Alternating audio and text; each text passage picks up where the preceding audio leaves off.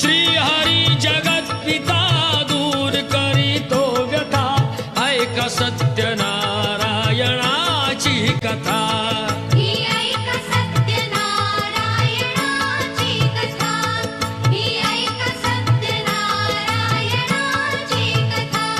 मुकुराजा होता महाथोर तयाची पत्नी होती सुंदर नदी किनारी एकदा त्यांनी घातली महापूजा दोघांनी आली एक नौका त्याच मार्गानी नाव भरलेली पूर्ण द्रव्यानी होती व्यापारी साधू बाण्याची रीत पाहण्यास आला पूजनाची उल्का मुकुत्यास बोले ऐकावे व्रत नारायणाचे आचरावे मनोइच्छित फळ मागावे चरणी श्री हरीच्या लागावे घराशी आला वाणी परतून तयाची पत्नी होती शिलवान तयास नव्हते काही संतान केला नवस म्हणून वाण्यान पती पत्नीला झाली जाण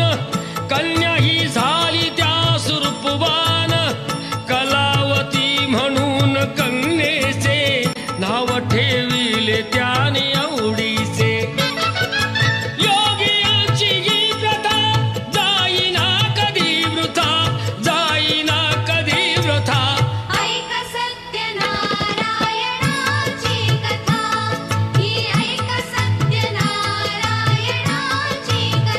लीलावतीने काही दिवसान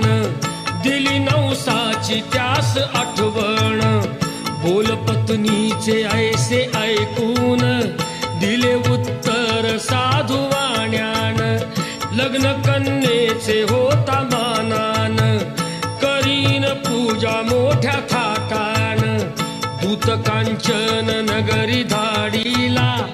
वर एक वैश्य पुत्र ठरविला केले हो कन्यादान वापान विवाह पार पडला थाटान व्रत नवसाचे गेला विसरून म्हणून भ्रष्ट झाले भगवान जावयासह आला तो वाणी करण्या धंदा आपला मानानी नगर ते होते चंद्रकेतूचे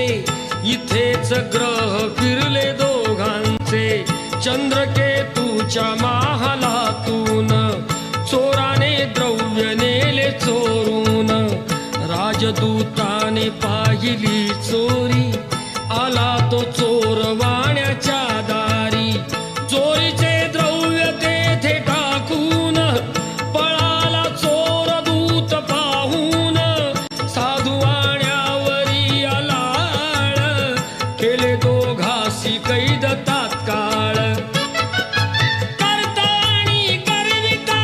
काय घडवितो आता काय घडवितो आता ऐका सत्यनारायणाची कथा ही ऐका सत्यनारायणाची कथा लीलावतीस दुःख बहु झाले घरीही द्रव्य चोरीस गेले लागल्या मागू दोघीही भिक्षा पूजा न केल्याचीच ही शिक्षा होते ब्राह्मणा घरी पूजन आली कलावती ते पाहून घरी सांगून तिने मातेला घातली पूजा त्याच वेळेला चंद्रकेतूच्या तेव्हा स्वप्नात देव जाऊन देती दृष्टांत दोघे निर्दोष असती व्यापारी सोडून द्यावे त्यांना सत्वरी सुटता कैदेतून तो वाणी निघे भरून नौका द्रव्यानी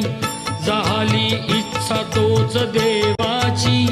परीक्षा घेण्या साधू वाण्याची येऊनी त्यास म्हणती भगवंत ठेविले काय आहे नौकेत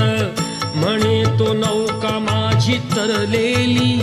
वेली व पाणीयाने भरलेली हो खरे तुझे ते बोलून